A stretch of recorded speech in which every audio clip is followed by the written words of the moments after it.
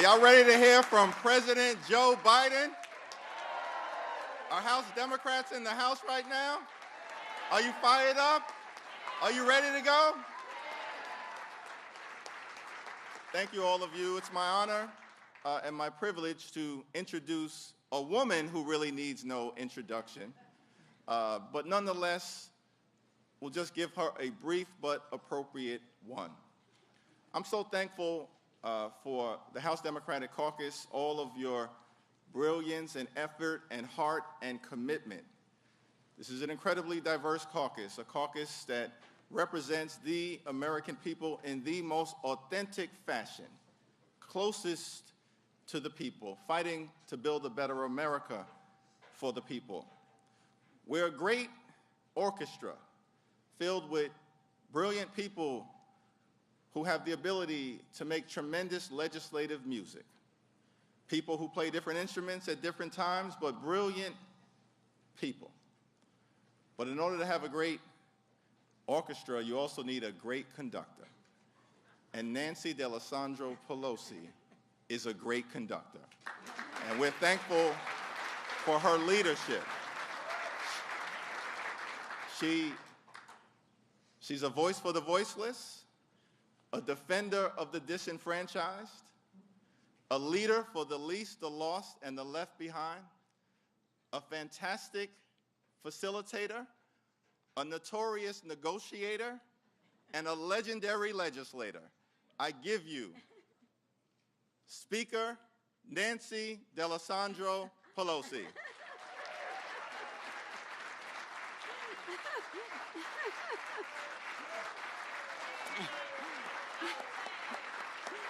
Thank you all. Let's get to the point. Thank you all. Thank you, Mr. Chairman, for your very generous introduction. I join you in saluting our caucus for its excellence. Thank you, and Vice Chair Aguilar, for a wonderful conference. Mr. President, what you see before you, I say to them, when under one roof, when our caucus comes together, is the greatest collection of integrity and ideas and imagination to make the future better for the American people.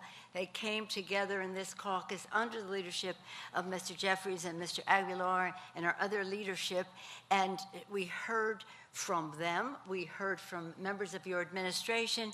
We heard from grassroots activists. We heard from, actually, we began, Mr. President, with a prayer, and it was a prayer to of St. Francis, where there is despair, may we bring hope, and you have brought us hope.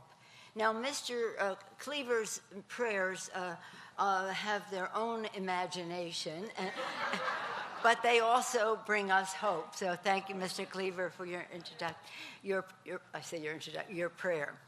Again, this was a remarkable few days because it was for the people, but it was Slava Ukraina. It was about Ukrainia.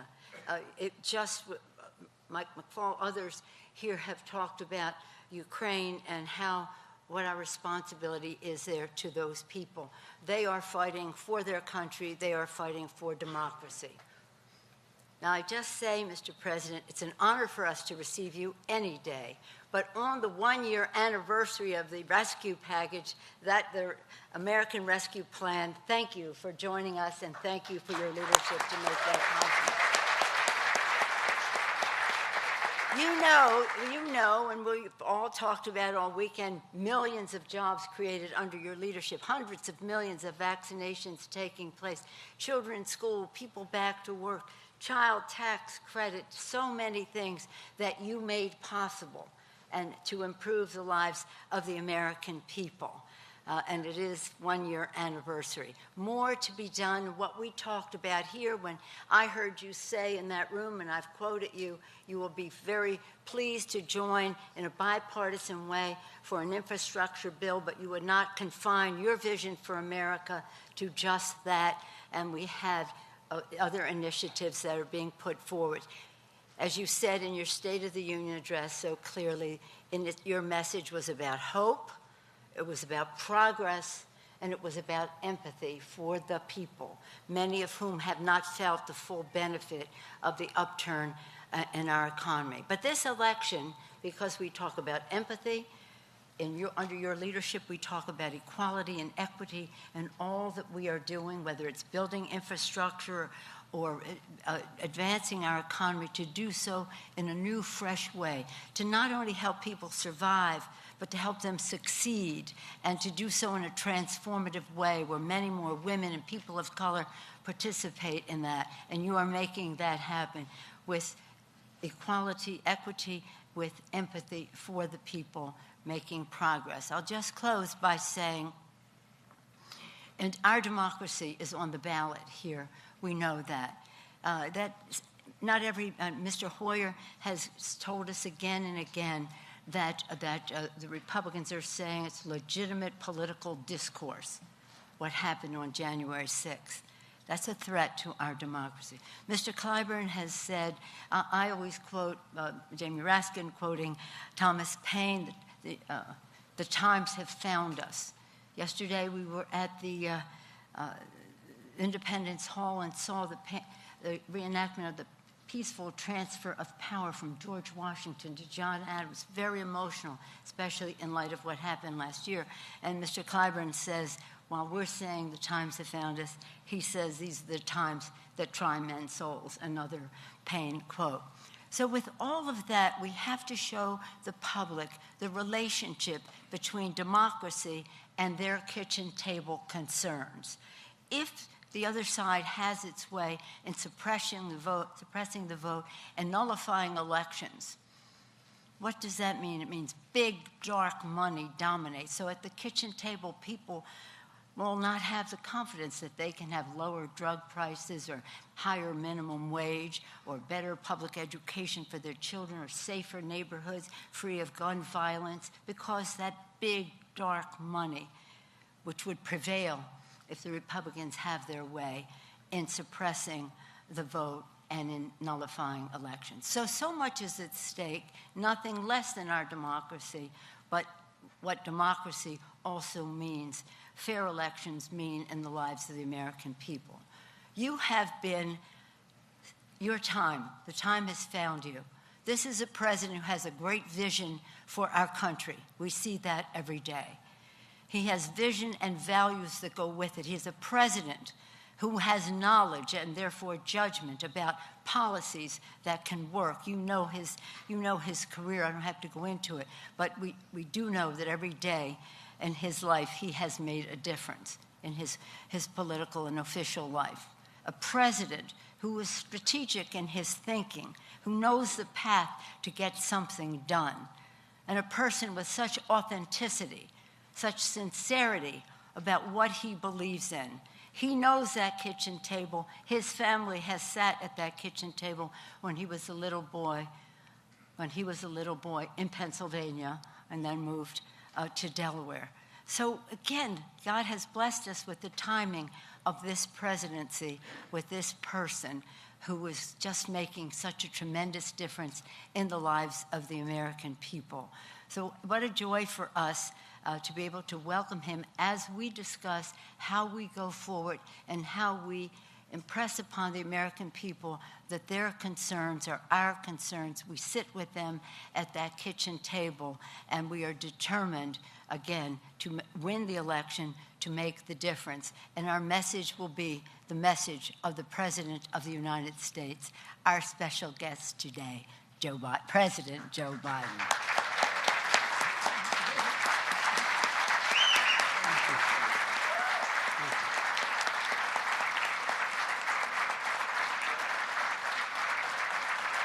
Thank you very much. Thank you. Please sit down. Please. I've been to enough Senate caucuses and Democratic retreats to know that when the last speaker is up, we want to get the hell out of here, no matter who it is. But thank you. Look, folks, let me begin by saying that when I ran, and a lot of you helped me, a lot of good people ran, I made it clear I was running for 3 reasons. Because I had no intention of running for office again. one left the vice presidency. But when I saw those folks come out of those fields down in Charlottesville, carrying torches and singing Nazi slogans and carrying swastikas and white supremacists, I decided to get engaged. The point is this. I had a message which I didn't consult with anybody about generating to begin with, which was not viewed as being very saleable. The first was that I thought it was essential to literally restore the soul of this country, a sense of decency and honor, a sense that you could trust one another, just restore the soul of the country, because what we were seeing was not who we are. And among some of our Republicans, what they're saying is still not who we are. The second thing I wanted to do, that's been the essence of my whole career from the time I ran 20 miles from here, a 29-year-old kid for the Senate, was that I wanted to rebuild the backbone of the country. And the backbone of the country is the working class and middle class. I'm so sick and tired of trickle down. When the middle class does well, the poor have a way up, and the wealthy do just fine. They do just fine. And the third thing, which a lot of you didn't like, I know, I thought we had to unify the country. Because ultimately, we are a democracy. And there needs to be, for it to work, there has to be consensus. And the consensus, you got to get a majority. We've not been able to do that for a lot of the important things. That's why we have to continue to maintain our majority. This off-year election, in my view, may be the most important off-year election in modern history, because we know what happens. We know the fundamental change that shifts if we lose the House and Senate. The only thing I'll have then is a veto pen. And so, folks, I want to thank Nancy for your introduction, for your friendship all these years, Nance, and Paul, thank you as well. And I want to thank the extraordinary job you've done delivering the omnibus, just like you delivered so many critical pieces of legislation last year. And Hakeem and Steny and Jim and Emmanuel Cleaver and Pete, Congresswoman Catherine Clark, and all of you out there. Let me first say that I want to thank you. Thank you for the support you provided Ukraine. I was on the phone today for a better part of an hour with Zelensky, who I speak to almost daily. The people of Ukraine have demonstrated a remarkable source of bravery and courage, but the security assistance that you've provided has been absolutely critical in their defense. Second, I want to thank you for showing a unified front to the world. When Putin unleashed his assault, he thought he could divide NATO. He thought he could literally divide this country, the West, the United States, in terms of the parties. I know a former ambassador knows that out there. He thought he could divide Democrats and Republicans at home. But he failed. He failed. For months, the United States has worked tirelessly to keep our allies and partners together.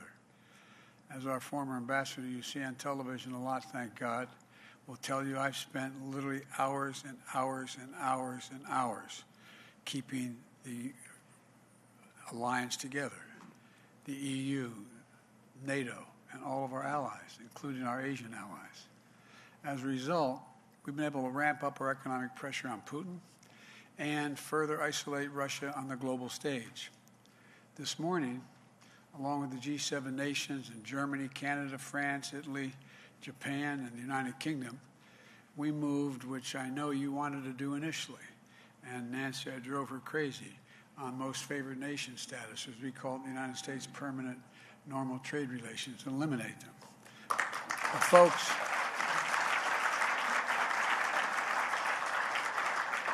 I know I've occasionally frustrated you, but more important than us moving when we want to is making sure all of NATO is together. They have different vulnerabilities than we do, just like in the oil embargo. A lot of them could not. The only way took, I think you know, weeks to work out. I said, we're going to block oil, Russian oil and energy. We consume 15% of it. They rely totally on it. Without Russian oil, they're going to find themselves in a position where they get choked off in a way that far exceeds anything we do. So it took a long time sitting with my counterparts and saying, look, we're going to block oil, but I'm not going to ask you to do it. I'm going to say to you, you do what you can. I'm going to explain why it's not rational for you to do the same thing. In the meantime, we're going to help you get energy through liquefied natural gas and a whole range of other things. The point is, revoking PNTR for Russia has made it harder for Russia to do business with the United States, but in doing it with unison with our allies that kept together make up half the global economy, half of it. It's a crushing blow to Russia. Along with our partners and allies, we've stepped up pressure on corrupt Russian billionaires.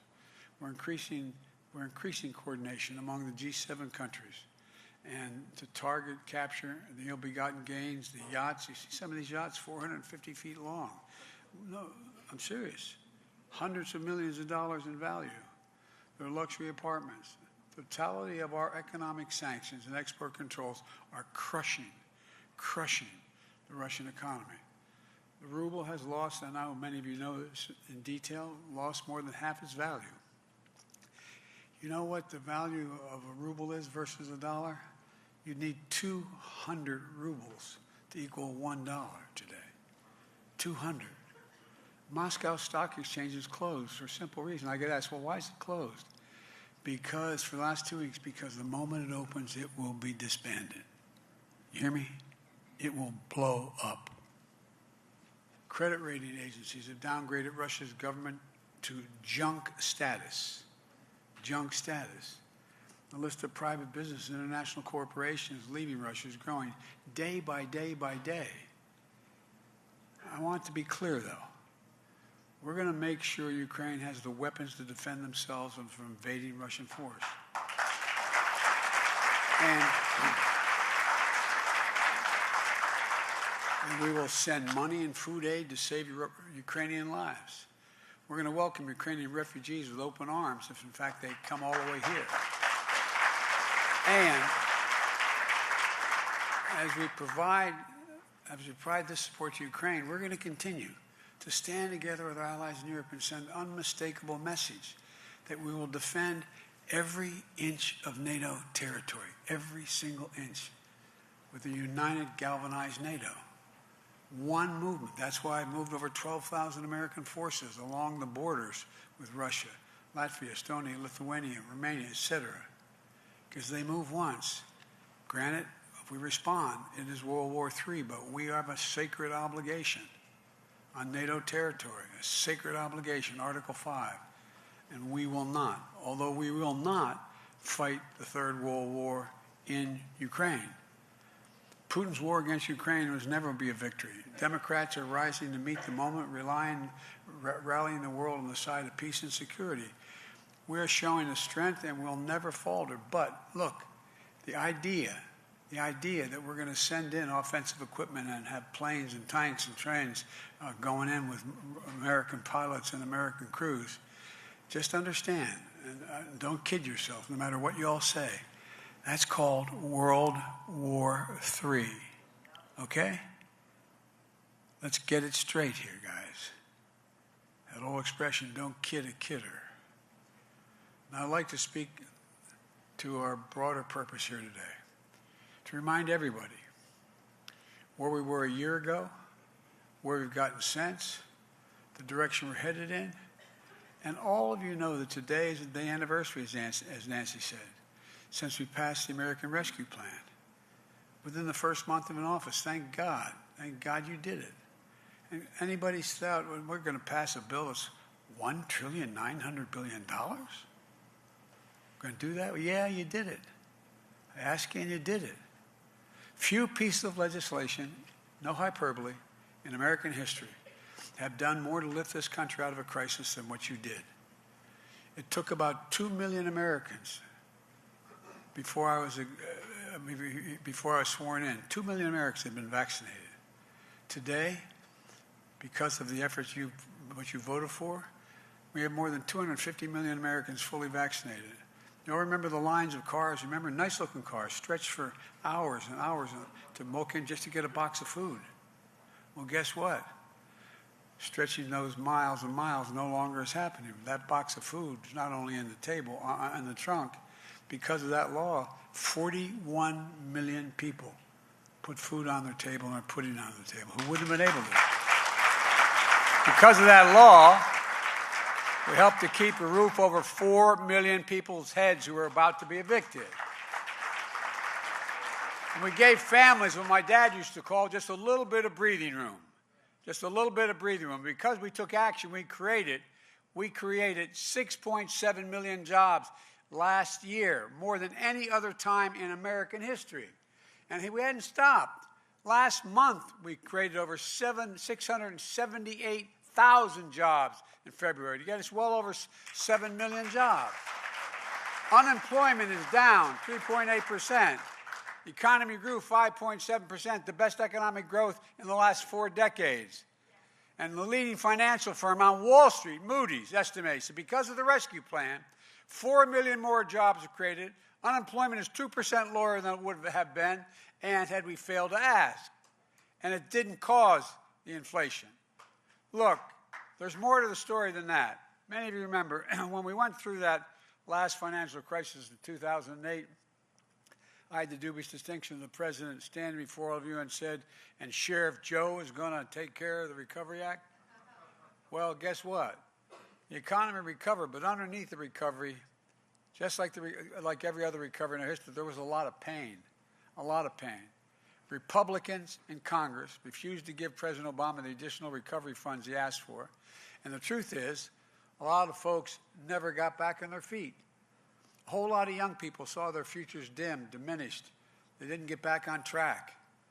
And what's economists called the economic scarring that occurred as a consequence of that recession. The chronic pain when an economy comes back, but some of the folks are left behind and left behind almost permanently, trapped in long-term unemployment, evictions and foreclosures. Study after study showed that when you're stuck in that cycle, it has the worst impact on your emotional health and that of your children and your family members that you can imagine. And that's serious. So when I came to office in the midst of this crisis, I was determined not to let that happen. Together, we made the choice to ask for all that we needed, to leave nobody behind, to minimize the pain and the hopelessness and despair that so many had just lost their jobs, lost everything, through no fault of their own. And look what happened. It isn't just that unemployment rate has dropped at a record pace.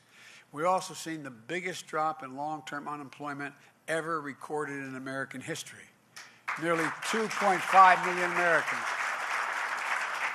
who got to break out of that cycle of long-term unemployment. We've seen the most significant drop in black and Hispanic unemployment ever recorded. Black employment fell by more than 30%. Hispanic unemployment fell by 9% to 4.4%.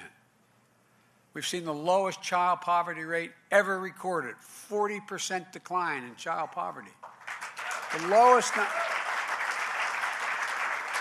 number of home foreclosures ever recorded, down less than a third of what they were before the pandemic. Record low credit card delinquencies because families had money in their pockets. The list goes on. We've got a long way to go, though. I'm not saying we're over, we're just getting going. And a lot of work to do, but never forget what we've accomplished together so far. And by the way, the American people just trying to stay above water don't understand this. You tell them what the American Recovery Act was, they look at you like, what are you talking about? Understandably. They're like my family. Mom, dad, 4 kids, grandpa living in the house in a 3-bedroom suite-level home. Just every single day figuring out how you put enough food on the table, even when things are okay. Well, and on this one anniversary, the American Rescue Plan, let's be clear. We did it alone, without one single solitary Republican vote. The American economy is flat on its back. It was the Democrats, it was you that brought us back. And you didn't stop there. You invested in America. In fact, you passed the biggest investment of rebuilding the nation in history. Now, it's true we got some Republicans, friends, to help on the Infrastructure Act. But we're talking how many in the House? 12, 13, 14 or something, whatever it was? 13. I mean, come on. I was happy for them, don't get me wrong. And then every one of them got attacked. Look, but have you noticed that every new bridge, every trench dug to put in to take out lead pipes, every trench dug, there's a Republican standing there saying, this is a great thing. Wonderful. We did it. Even Mitch McConnell, for God's sake. You know, as we say in my outfit, bless me, Father, for I have sinned. This has been so much since the last confession. Look, the simple fact is, this infrastructure bill is going to transform America. I mean, not figuratively, literally transform America. That's already starting. Instead of having infrastructure week, we have an infrastructure decade we voted for, okay? We got 4,000 projects all across the country, including 1,500 bridges in disrepair that are starting to be repaired this year. This year. People back home need to know what's happening. By the way, where's my Pittsburgh group? Where are you? They're in Pittsburgh. Anyway, I just reached out in Pittsburgh. That bridge, you saw that bridge, it was devastating. I stood there about that bridge. It had gone down an hour before I got there. Over 100-foot fall. Only a couple folks on that bridge. And if it had been 2 hours later, school buses would have been filled. Children would have died. I mean, it was, you saw the pictures in the paper. You ought to stand there and lean over and look at it. Look, we need to tell the American people, this law is going to create millions of jobs rebuilding roads and bridges and airports and ports, internet, and a whole range of other things. Because that's what it's going to do. And that's why I'm not going to get into it right now, but that's why we have to make sure we have our education system up and running so we can produce the kind of workers we need, et cetera. But it's going to start to get rid of the poisonous lead pipes as well, so our kids and families can drink clean water. There's 10 million homes with lead pipes in America. And some of you on the Health Committee know the incredible studies done on the impact of lead on the brain of children and children's development. 400,000 schools. We're going to invest $65 billion to deliver affordable high-speed internet everywhere in America, urban, suburban, tribal, city. And by the way, we can't be this United States of America, we can't be the country where for a mom to get her kid on the internet to be able to do their homework has to pull into a McDonald's parking lot. I mean, for real. That's what's happening. This law is going to put an end to all of that. It's going to put people in a much different position to be able to determine their own judgments about when to sell their cattle, when they should. We're going to change things. But look, we all know that despite the progress we made, families are still struggling. They're struggling with higher prices. As I said, I grew up in a family where the price of gas went up. Everybody felt it. You talked about it. It mattered. It mattered. But let's be absolutely clear about why prices are so high right now. They're very high for two reasons, notwithstanding what the Republicans say. COVID, number one. What happened was, the way the global economy works, if a factory in Taiwan makes computer chips, shuts down because of COVID, it causes a ripple effect that can slow down the manufacturing in Detroit, which it did. One hitch can hold up everything. Because of the pandemic, we've had disruption in our supply chain materials and important materials. At the same time, the strength and speed of our economic recovery and families making more money still kept up. So here you had the unusual situation that during the pandemic, people had money to spend. But what they didn't do is they didn't want to go to restaurants. They didn't want to go out and go on vacations. They didn't spend money on leisure activities. So they wanted to spend it on other things, on hard goods, home improvements, televisions, additions to their homes. The very products that slowed down by disruption of the supply chain because there weren't people cutting 2x4s because of COVID. They were shut down. I could go on and list, you all know this. I'm preaching to the choir here. So what happened? Prices went up exponentially. Just take a look at automobiles last year. 1/3 of all the inflation in America last year was because of the price of automobiles. People had the money to buy automobiles, finally. But because the companies couldn't get semiconductors, they couldn't make the automobiles. As a result, the price of automobiles skyrocketed. And used cars, the reason used cars went up when the COVID hit and the leisure industry shut down, the rental cars sold all their stock. And so people were in real trouble. The second big reason for inflation is Vladimir Putin. From the moment he put his over 150,000 troops on the Ukrainian border, the price of gasoline in January went up 75 cents. And Putin began amassing troops along the border, and guess what? The world took notice. And those of you who work in the business know that the market anticipated. Prices went up more. And then Putin invaded.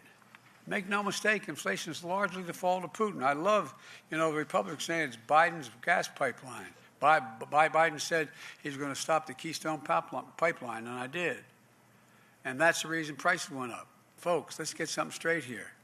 The Keystone pipeline was 2 years away and had been 2% finished.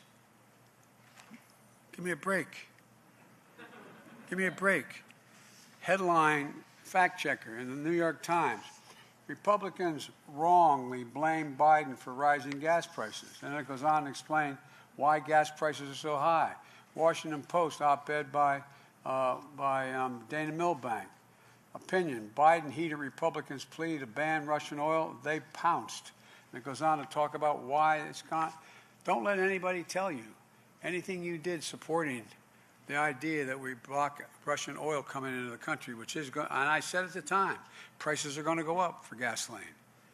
It wasn't anything we did. And by the way, you're in a situation right now where if you take a look, the idea, can we pump more oil? There are now, there are 172 gas and oil rigs running. Now there are 519 in operation before this all began. But guess what? They have over 7,000 permits to dig oil if they want. Why aren't they out pumping oil? Why aren't they out pumping oil? Because they've said, and they're very clear, Wall Street bankers have made it very clear. Not a joke. Check it out. And I recommend these two articles to you just as a little bit of a primer. You probably already know it. What's happened? Well, the oil companies and the executives, they don't want to pump more oil, although they have every capacity to do so. Nothing is slowing them up from doing it if they want to. Why? Rather than spend the profits in the increased price of gasoline, they would rather take those profits and buy back stock, buy back their own stock, rather than take that money and invest it in pumping new oil. Not a joke. Not a joke. So don't tell me gas prices rose because I've slowed down the American energy production. In my first year in office, American production grew by 9.7 million barrels today to 11.6 million, while we still made a major, major effort to deal with global warming and changing the way in which we shift to renewable energy. And don't tell me gas prices rose because of the American Rescue Plan. The San Francisco Reserve, Federal Reserve, analyzed this, and other outfits confirm. The rescue plan contributed to 0.3% of inflation. 0.3 inflation. They're the facts. Democrats didn't cause this problem. Vladimir Putin did. And we are working on to fix it. Because of the work we did, this country is vaccinated and started building the economy, the bottom up and the middle out. Something incredible is happening. We're seeing a manufacturing revival I don't think even those of you from the Midwest thought would occur. The pride that comes from stamping products made in America. Intel came to see me, the CEO.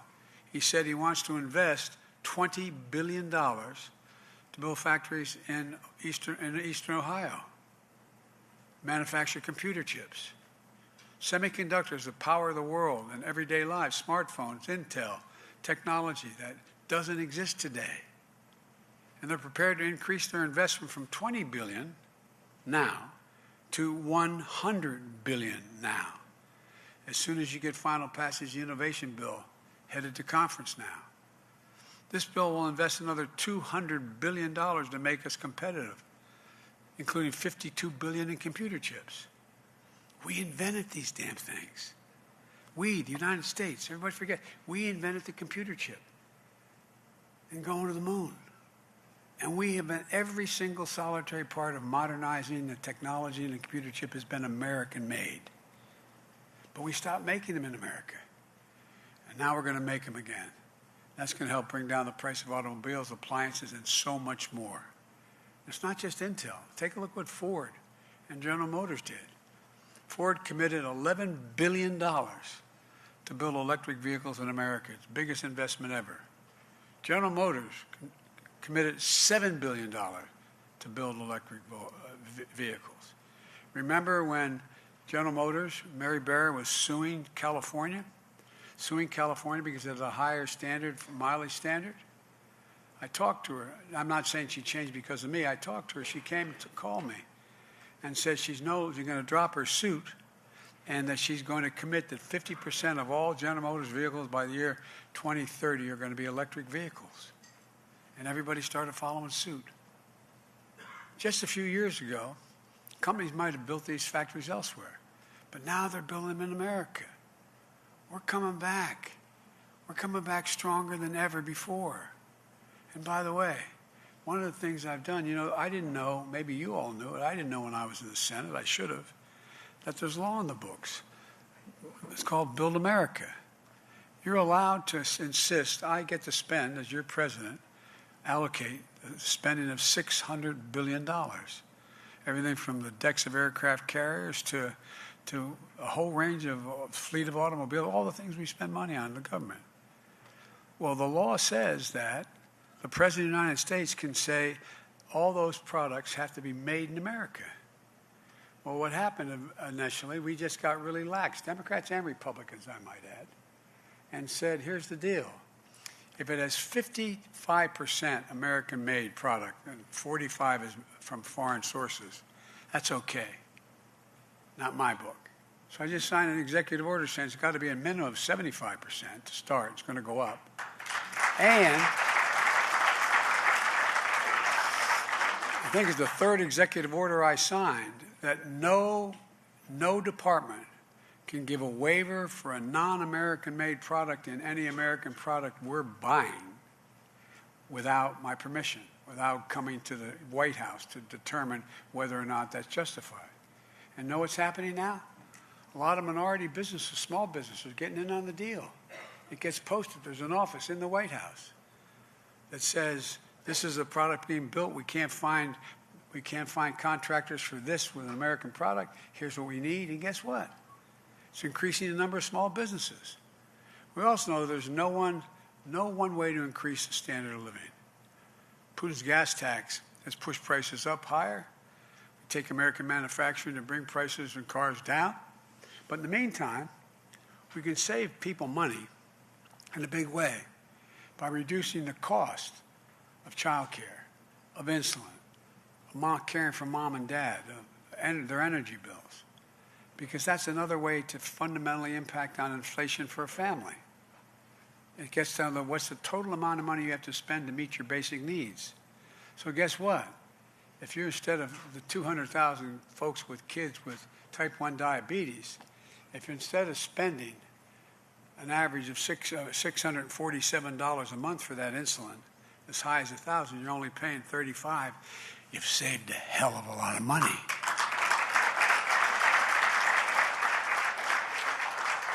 Think about your parents, particularly single parents, particularly women out there. The cost of child care. Look, when I got here, as Nancy and some of you know, I'd lost my family. It was an automobile accident. I got a call saying my wife was dead, my daughter was dead, and my two boys were very badly injured. And I hadn't been sworn in yet. I might have an awful lot of help from a lot of senators saying, come and stay just 6 months, help us organize. Oh, was I stupid? 6 months. But they saved my sanity. And so I came. Everybody says, God, isn't that Joe Biden a wonderful guy? He commuted every single day, roughly 300 miles a day, 4 hours a day, just to be home with his kids. It's true, I did. It's true, I did over 2 million some miles on Amtrak. But here's the deal. I did it because I could not afford child care. I couldn't even begin to think of it. And I was making at that time as a United States Senator, I was making more money than I'd made before. I couldn't afford it. So I think anybody making $100,000 a year, single person, or 120 as a family, should have child care capped at 7% of their income, period. Period. We can do that. Or cut the cost of child care in half, and a family's paying $14,000 a year in San Francisco, Philadelphia, all the big cities of the country, for just one child. And look, that extra $7,000 in their pocket will make a difference what they can do. There's so much we can do. Let me be clear, none of this is going to increase inflation. 17 Nobel laureates spontaneously, a month and a half ago, wrote to me. 17 Nobel laureates in the economics wrote me a long paper saying this will help ease inflationary pressures over time, not increase it, ease. And we can do this without raising one single penny on taxes on anybody making less than $400,000 a year. Let me say that again, be crystal clear. No one making less than $400,000 a year will pay a single additional penny in tax for all these things that were in the Build Back Better plan. We have to do this. We have to do this. We have to ask it easy. Ask the biggest, those are the biggest corporations who pay very little, to raise their hand. Everybody in here, raise your hand if you think the existing tax structure is remotely fair. I'm not being serious. I could do this at a Republican meeting privately, and they'd say that no one raised their hand. But look, we have in 2020, 55 of the biggest corporations in America, the Fortune 500, paid zero in taxes, and they made $40 billion in profit. $40 billion. You know it, I know it, the American people know it. It just isn't right. Look, I'm a capitalist. This isn't about punishing anybody. I love Bernie, I really do, he's a great friend, but I'm not Bernie. If you can make $1 billion, make it. But for God's sake, pay your fair share, for damn it, right now. But why are teachers and firefighters paying a higher percentage of taxes than billionaires and big corporations, which is literally true, literally true. And we can fix this. We can raise the standard of living for hardworking people without raising taxes, without raising inflation, and without raising the deficit. And for all those folks out there who like to attack us let me remind them, last year, because of what you all did, we reduced the deficit by $360 billion. We, the Democrats, while the economy grew. We're on track right now. I'm on track to be the first president in history to lower the deficit by over $1 trillion in 1 year. So I'm sick of this stuff. We have to talk about it because the American people think the reason for inflation is government spending more money. Simply not true. I don't think we need any lectures from our friends on the other side about fiscal responsibility, for God's sake. Look, we have an ambitious agenda. So let's go get it done. That includes standing up for and not giving an inch on core democratic values. We're going to continue to stand up to meet the great challenges of our time: voting rights, climate change, gun violence, criminal justice, immigration, and so much more. Coming out of the State of the Union, I think we're in a strong position. We have a record to be proud of. An agenda will lower costs for American families and lift this nation up. And the message that resonates: we're building a better America, a fair America, a more decent America, a country that's been through a lot these past few years. And I meant what I said at the State of the Union. We're stronger today than we were a year ago, and we will be stronger next year than we are today. I've long said, and I mean this sincerely, I've spent a lot of time with Xi Jinping, over 36 hours of private meetings with him. He asked me, we were in the Tibetan Plateau, and he asked me if I could define America for him. Just me a simultaneous interpreter, him and an interpreter. And by the way, I turned all my notes over. Okay? But seriously, he said, can you define America for me? He's a tough guy. I said, I can. I said, in one word. And he looked at me. I said, possibilities. We're the only nation in the world. It's the reason why we're looked at as sometimes being arrogant. We think anything is possible. Anything is possible if we act together. Look, we've taken every crisis we ever faced and turned it into an opportunity. Think of one that hadn't had that way. Whatever the crisis was, we've come out of it better than we went in before it occurred, every single time. But we got to stick together. We got to stick together. We can do this again. We can do it. Look, I'm going to get going. I shouldn't. I'll stop here. I know you all have questions. Anyway, thank you, and I'll be back here for questions. Thank you.